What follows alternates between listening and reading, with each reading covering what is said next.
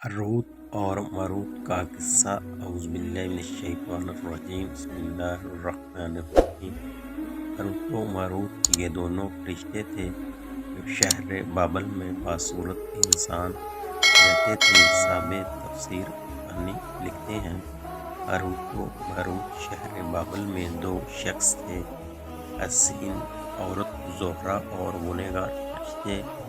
روت و مروت حضرت ادریس علیہ السلام کے زمانے میں ایک مرتبہ فرشتوں نے بنی آدم پر اعتراض کیا، انسان بہت بدکار ہے، ان کی جگہ ہمیں زمین پر حکومت دی جائے۔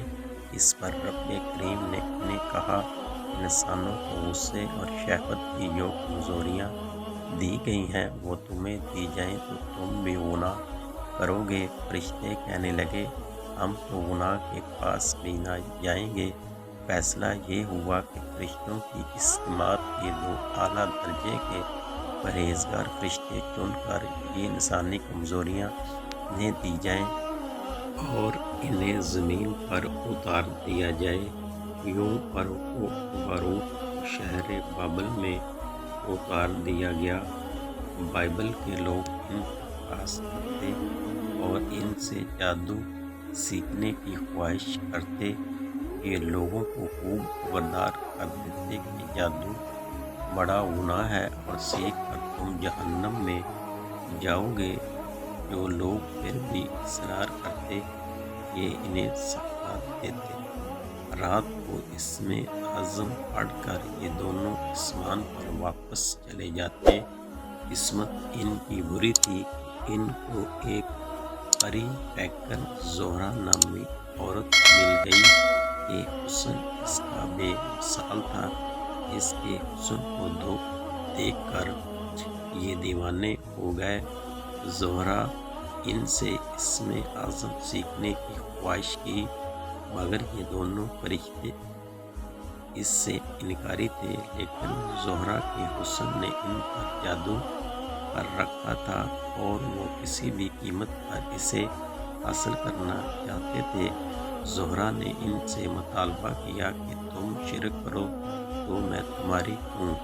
روت و مروت جانتے تھے کہ شرک ایسا گناہ ہے اس کی معافی نہیں ہے، انہوں نے انکار کر دیا۔ اب زہرہ نے شرط پیش کی کہ ایک بچہ قتل کرو تو مجھ پر تمہیں اختیار ہے۔ روت و مروت انکاری ہوئے کہ بے گناہ کو مارنا بڑا جرم ہے۔ آخر زہرہ شراب لے کر آئی اور کہا کہ یہ پی لو تو پھر جو تم کہو گے میں ویسا ہی کروں گی۔ روت و مروت نے سوچا کہ شراب پینا تو بڑا گناہ نہیں ہے۔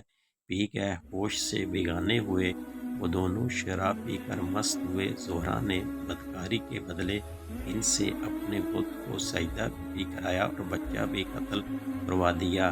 جب انہیں ہوش آیا تو وہ کہنے لگی کہ تم نے جن دو کاموں کو کرنے سے انکار کیا تھا، نشے میں مدہوش ہونے کے بعد تم نے اس میں سے ایک کام کو بھی نہ چھوڑا۔ پھر انہیں ان گناہوں کے بدلے دنیا کی سزا آخرت کے عذاب میں اختیار دیا گیا تو انہوں نے دنیا کی اس سزا کو اختیار کر لیا۔ تفسیر نعیمی میں بچے کی جگہ شوہر قتل کروانے کا ذکر کیا گیا ہے اور یہ بھی بتایا گیا ہے کہ روت مروت دونوں اسم اعظم جانتے تھے۔ اسم اعظم پڑھ کر وہ ہر رات آسمان پر چلے جاتے تھے۔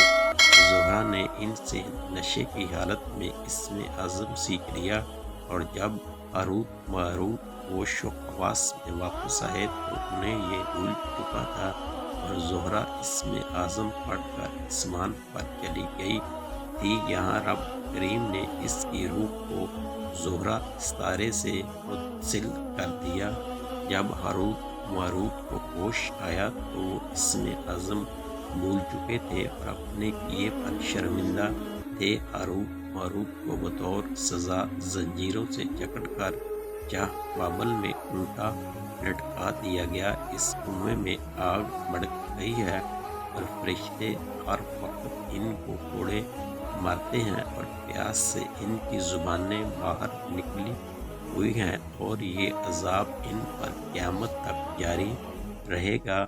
روت مروت کے حشر سے عبرت پکڑ کر باقی فرشتوں نے اپنی خطا کا اقرار کیا اور زمین والے خطا کار انسانوں پر بجائے لعن طعن کرنے کے ان کے لیے مغفرت کی دعا کرنے لگے۔